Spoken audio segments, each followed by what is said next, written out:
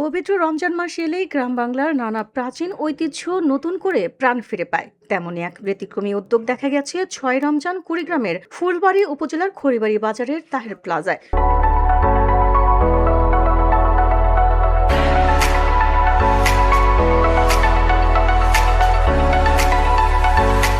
পুরনো ঐতিহ্যকে ধরে রাখতে কলার ডোঙরে ২,০০০ রোজাদারকে ইফতার পরিবেশন করান ব্যবসায়ীরা।